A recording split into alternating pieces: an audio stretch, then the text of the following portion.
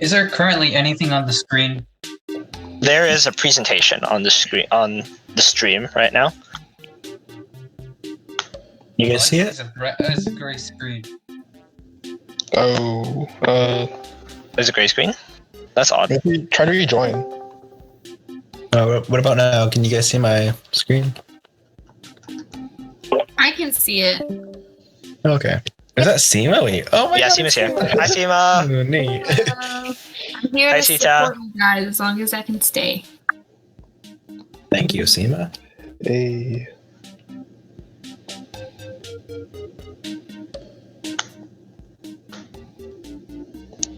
Okay.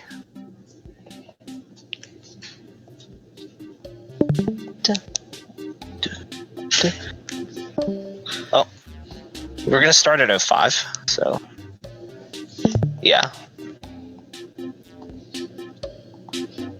And my apologies for no comma in the date. My apologies for that. Hello, Sobi. Oh.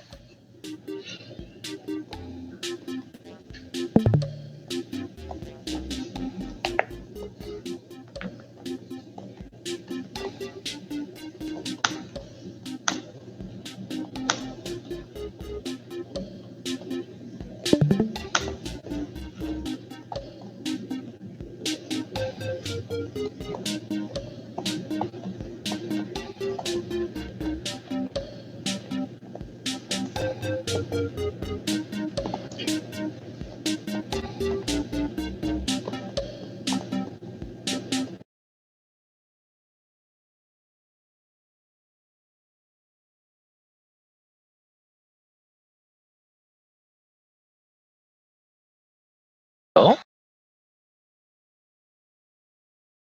Did the sound just go off? Turn off? The video might have ended.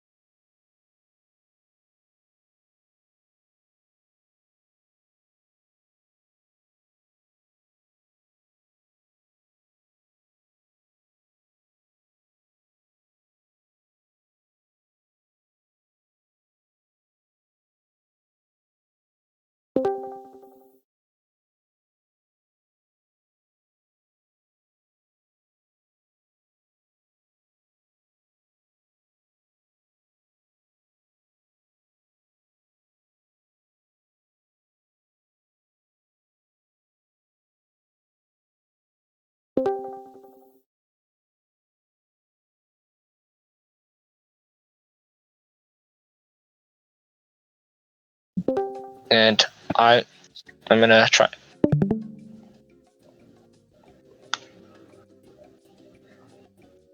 I'll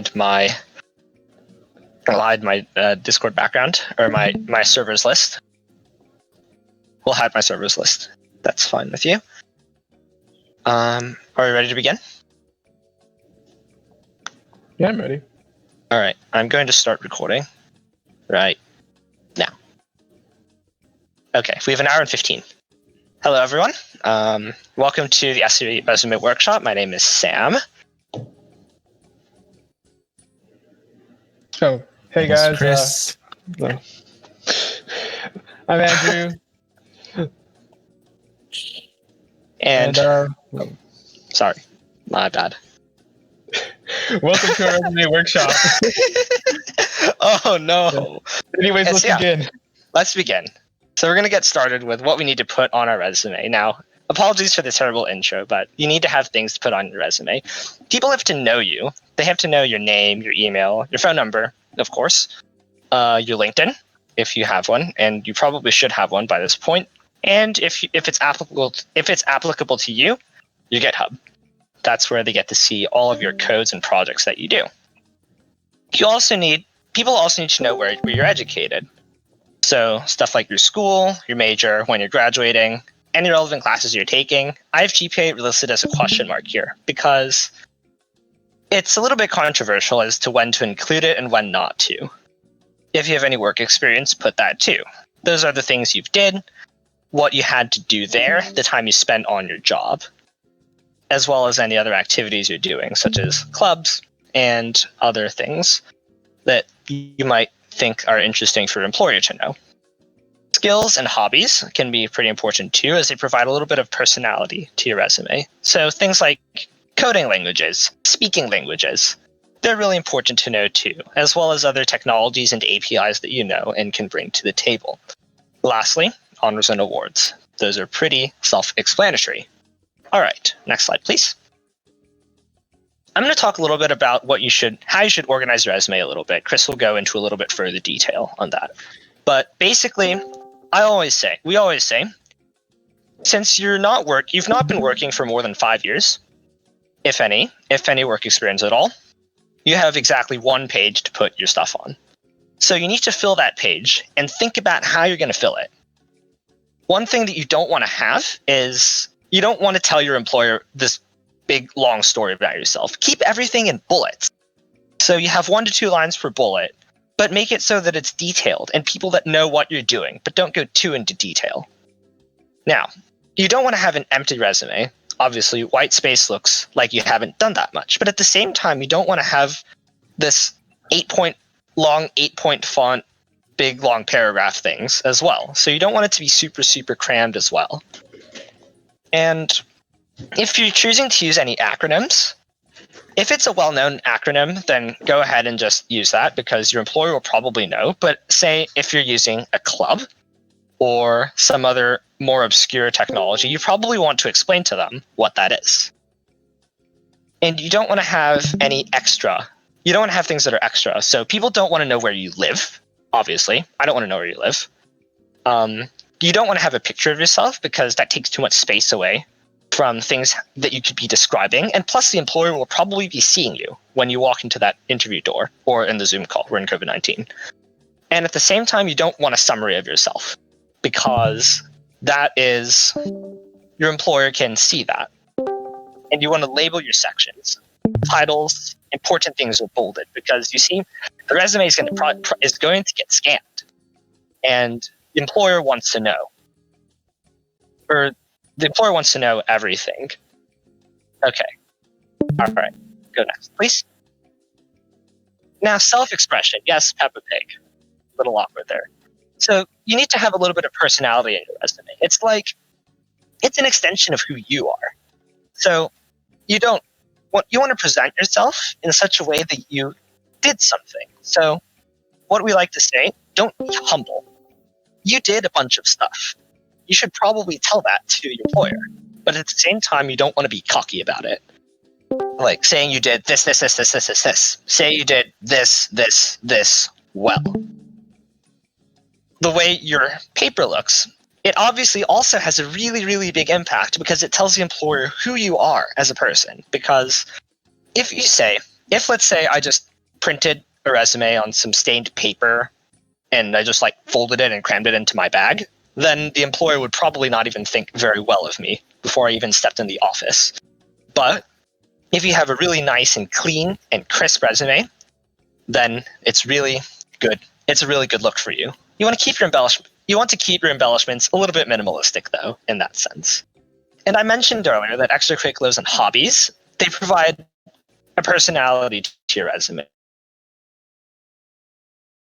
They're really nice to have, and it shows the employer that you're not just this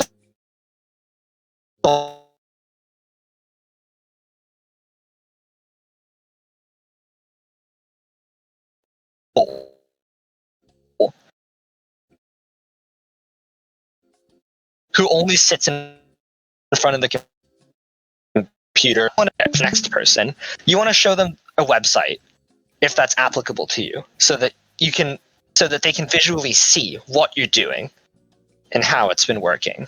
All right.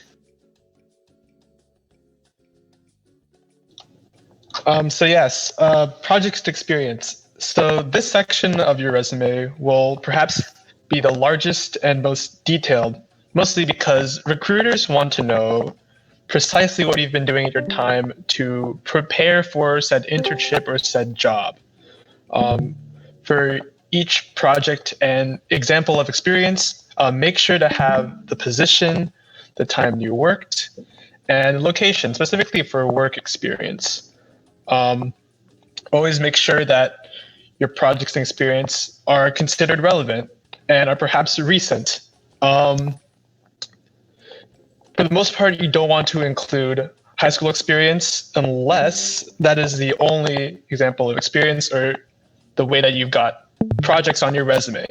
In all other cases, always try to put your most relevant and put your most recent projects that you worked on. What you did and what your role was. Always say precisely what you did in a short, concise manner with bullet points, and give position titles because those are very key for a recruiter to look at. And finally, include action verbs and numbers. So action verbs are words such as what are shown on the left. And these words are very concise ways to show your recruiter that you have done certain things in a powerful way. Also, make sure to include numbers. It is better to say you've tutored maybe 40 students a week instead of just saying you tutored students, just saying tutored students in general. Those numbers are quite powerful since they're very short and they can convey a lot. Next slide. Yes, tailoring your resume to different companies. So in the application season, you will be sending your resume to many, many different companies. I know people who have sent 20 this semester or last semester, and people who have sent maybe 90 applications through LinkedIn. So yeah, in each application, it is important that you try to tailor your resume so that companies can see that your experience will be relevant to the job that you've been applying for, such as putting more UI UX experiences and projects on your resume instead of maybe some back-end projects for UI UX positions at companies. Also be sure to tailor your phrasing because word choice may depend on the wanted job and would look more appealing to a recruiter if you used words from the job description. And finally, don't be too complicated, just be descriptive and it would catch the recruiter's eye. Next slide. This section, extracurriculars and hobbies. This will be, for the most part, probably at the bottom of your resume. You can feature, you should feature, in fact, clubs with the position titles. It doesn't matter whether you're a member or an officer, putting your club and the time that you've been part of the club would show dedication, commitment, and work and effort to a recruiter. And those features are obviously desirable for a company. You don't have to just feature clubs at school. You can also feature other extracurriculars, such as previous job positions, perhaps volunteering, like you volunteer at a food bank, perhaps maybe once every so often. That may look good on a resume. Heck, you could even include the frat that you joined recently as an extracurricular. And about hobbies, they're not particularly necessary to a resume, and there's a lot of controversy as to whether they can be included in a resume. For the most part, since you want to fill your resume with projects and experience, there's probably not enough room for hobbies. But if there happens to be, you should try to include them because they do add personality, and personality is something that is desirable for recruiters, especially in this time, and can make you a more likely applicant. Just make sure not to include the hobbies on the right, though. Next slide. All right, guys. The next section we'll be going over, just like Officer Judy Hopps from Zootopia, is how to keep it short and focused. A general rule of thumb is to keep your resume to 1 page for every 5 years of experience that you have, which means for most of us, your resume is just going to be 1 page. For non-software information, anything unrelated to your major should be cut out, such as school awards or classes that don't fall into the major. As much as I love taking geology as a science elective, it doesn't really add anything to my resume. One exception to this rule is for people who don't have that many experiences, like first years. Then listing high school experiences is perfectly fine. The same thing goes for quote-unquote non-accomplishments, which is just a fancy way of saying things you've done related to the field, but aren't particularly impressive. You should definitely list technologies that you are familiar with, but having, quote, used Java before under your accomplishments is obvious filler and should be taken out. You should also shrink old experience. This mainly applies to people who have many years of experience, like upwards of 5. But what this means is that in the tech industry, the technology used is constantly evolving, and older technology becomes less relevant over time. It's better to shrink older projects and expand on more recent ones that use newer technologies that are more comparable to what you'd be using if you get hired. So moving on to show, don't tell. When people are writing resumes, they like to list keywords or attributes about themselves that they think are important. For example, like, I'm a very creative person, I love problem solving, things like that. While it is important to demonstrate to the interviewer the type of person you are, putting it on your resume is basically a waste of space. Usually the first part of an interview involves you introducing yourself, so if you want to let the interviewer know what type of person you are, it's better said than written. Another thing that some people like to do is assign an arbitrary rating system to how familiar they are with technologies. I added a meme on the right that I made. POV, you are 5 stars in Java. Like, what does that mean? The problem with star ratings or numerical ratings is that they're subjective. What this means is that how you view your skills is much different than how the interviewer would see them. I might think I'm a JavaScript god and give myself a 4 out of 5 because, I'm humble like that. But the interviewer might look at my experience and skills and say I'm instead a 1 out of 5. It's better to fill your resume with concrete achievements or accomplishments rather than guessing their value, which is, again, subjective. And when you list these achievements or accomplishments, state their impact. Did the project you worked on get mass distributed or receive very high reviews? The last part I'll be talking about is ordering.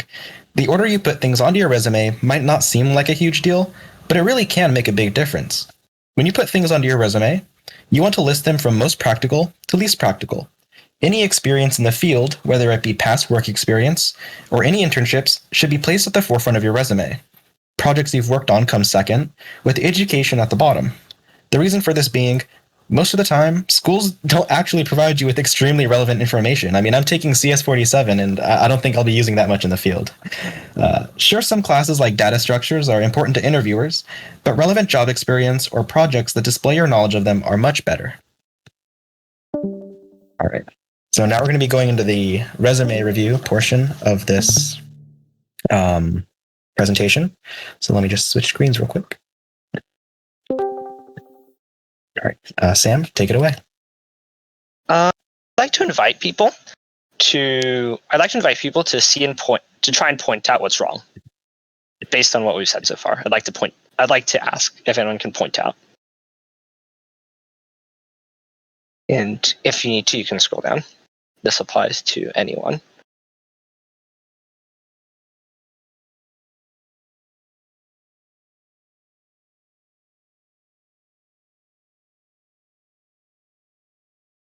No one?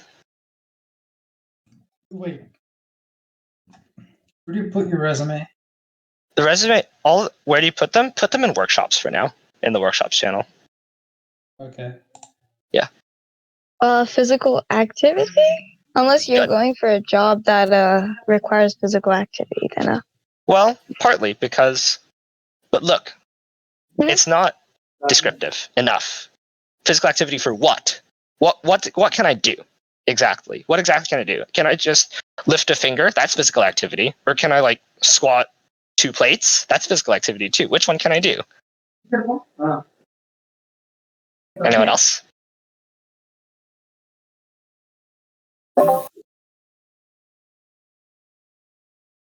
Can you scroll up a little bit?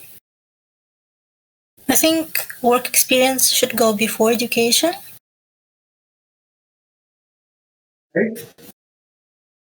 Anyone else?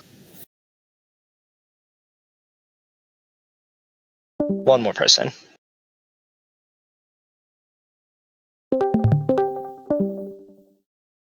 One more person. I think at the top has your address. Yes, good one. Yeah. Good one. I actually have to censor that. Right? I actually have to censor that out. So yeah, it's pretty bad. Anyway, what else should we? Should we move on to the next one? Let's move on to the next one. There you go. This is my resume. Feel free to point out any positives and negatives right here. So any takers, any positives, negatives on my resume as of now? Is the weird formatting as a result of how it's being displayed, or was it designed that way? Yeah, that's a display error. But that's also what you shouldn't include in a resume ever. It should never be more than one page. And yeah, so the reason why there's formatting errors is because I just copied it from Word doc, I believe, or Google Doc. And because of that, there could be some weird formatting stuff. So make sure to double check every single time. Because you don't want your essay to be incorrectly formatted when you thought it's correctly formatted and you turn in this jumble of mess to a recruiter. Any other takers? What do you think is good? What do you think is bad about this resume?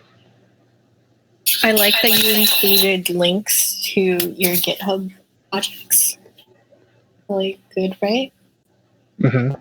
Yeah. It's just an easy way to prove that you've actually done what you said in the project section, and make sure that since this is a PDF, it should be easily clickable and should link directly to what you worked on. All right, one more person to bring up something good or something bad about this resume.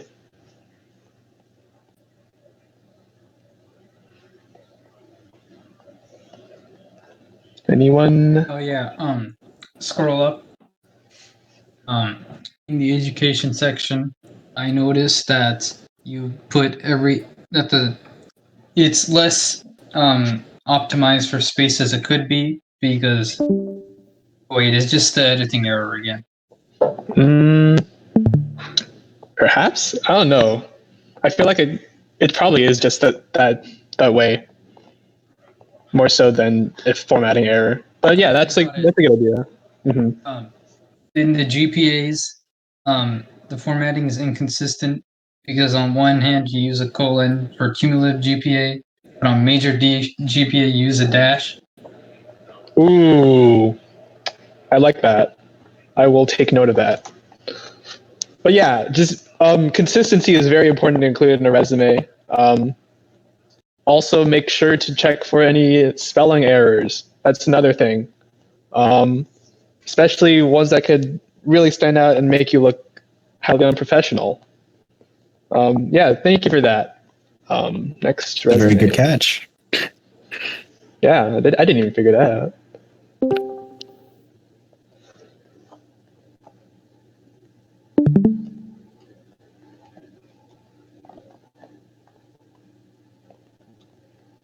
But Chris, you want to present this one? Sure. All right, guys. So this is a past SCE president's resume. Is there anything that catches your guys' eyes? Do you need to know when you started college? Where does it say that? It only Where for you started. graduation. I don't think so. No. Yeah. I think in a high school resume it'd be okay, but not necessarily for college. For a college one, because I think also when you generally people assume that you're in college for 4 years, but you're not necessarily having to be in college for 4 years. So, and maybe the employer doesn't want to know when you started. Does anybody have anything else? All good catches, though.